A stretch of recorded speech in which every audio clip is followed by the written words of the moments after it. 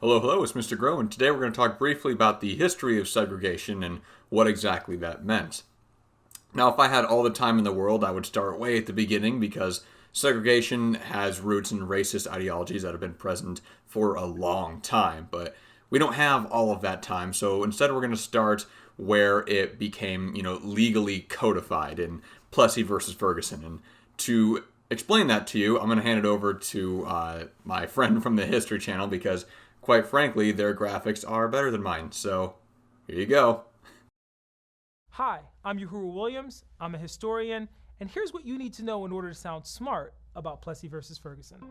The Plessy versus Ferguson case originated with Louisiana's infamous Separate Car Act of 1890. The Separate Car Act required African Americans and whites to sit in segregated compartments on public carriers in Louisiana.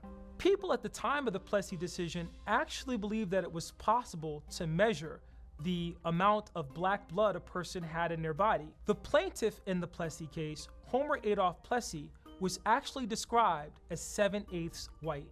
Homer Plessy was arrested after he refused to give up his seat in defiance of the Separate Car Act of 1890.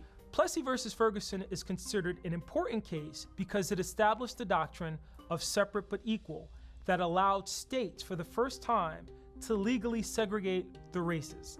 One of the reasons that Homer Plessy brought suit was because of the difficulty in enforcing segregation in states like Louisiana. Louisiana had a large mixed-race population, making it very difficult to determine where the line could be drawn in terms of separating the races. The doctrine of separate but equal that grew out of Plessy versus Ferguson became the standard for all segregation ordinances after that decision. Okay, so he goes on a little bit further, but it's mostly stuff that we have either already covered or will cover later. So sorry, I cut him off there. So what is segregation? Well, that is the legal, de jure, and social, de facto, system of separating citizens on the basis of race. Right, so prior to Plessy versus Ferguson, there had already been a lot of de facto segregation, but Plessy versus Ferguson can be considered the beginning of the de jure era of segregation, otherwise known as the Jim Crow era. And Jim Crow, by the way, is a derivative of the name, or rather the song and dance routine Jump Jim Crow, which featured extremely racist depictions of black people performed by white actors in blackface. So that gives you an idea of the intense degree of racism behind these pieces of legislation. So now let's talk about the Alabama Constitutional Convention in 1901. So, Sections 178 and 180 through 182 included provisions specifically designed to disenfranchise black voters. What that means is to disenfranchise is to basically take away their right to vote or make it so that they are unable to vote. Section 256 established an entirely segregated school system. Section 102 prevented the legislature from ever allowing interracial marriages.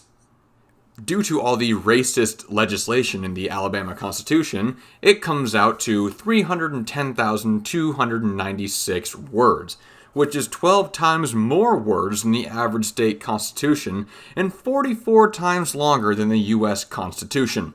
It has 948 amendments compared to the 27 that the U.S. Constitution has, and 75% of those are specific to various counties and cities. Thankfully, Section 102 was voided with the Loving versus Virginia court case in 1967, but they didn't actually get around to amending it until 2000. Can you believe that?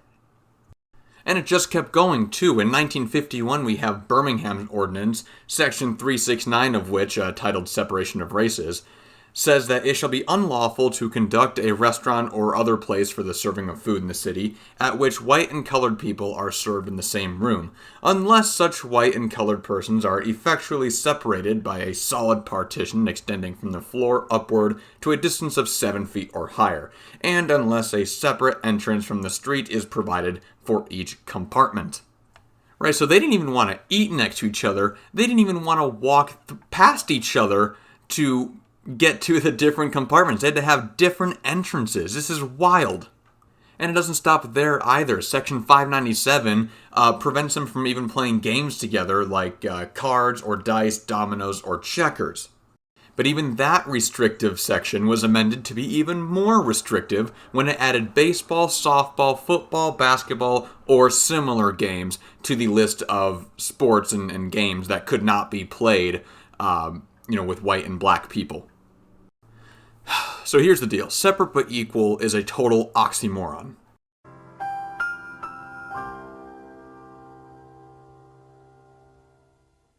Right? Separate can't be equal. It never was.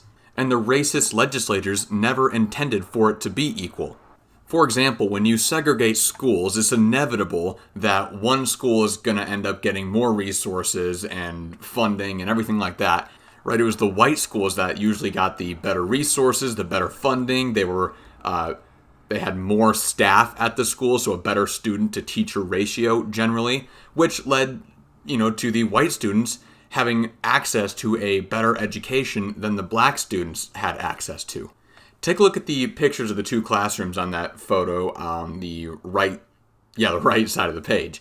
The classroom on the left is one that would be like a typical classroom in a white school, and the one on the right is a classroom that would be typical of a black school. And you can see almost immediately the difference in quality and resources and equipment that is going on there. And this is purely because they are segregated. If they were integrated, there wouldn't be this sort of discrepancy. And that's why separate is not equal. That's one reason why separate is not equal.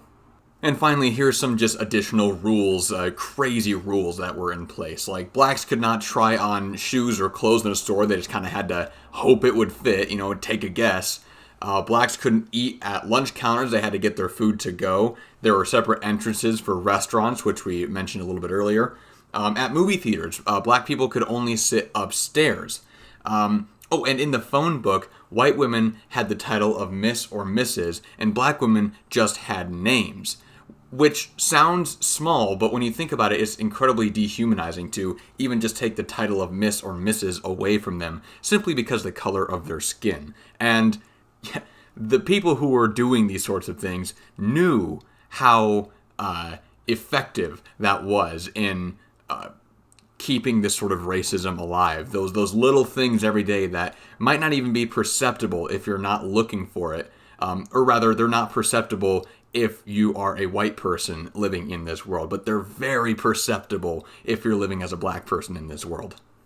So this is what our country looks like as we move into our activism unit. And this is only a brief snapshot of how bad it was for so many people, but I hope that this still paints a very clear picture for you and illustrates why these changes needed to happen and really still need to happen. I really want to emphasize as we go through this unit that these are not things that are done and over with. This is something that we are constantly working towards.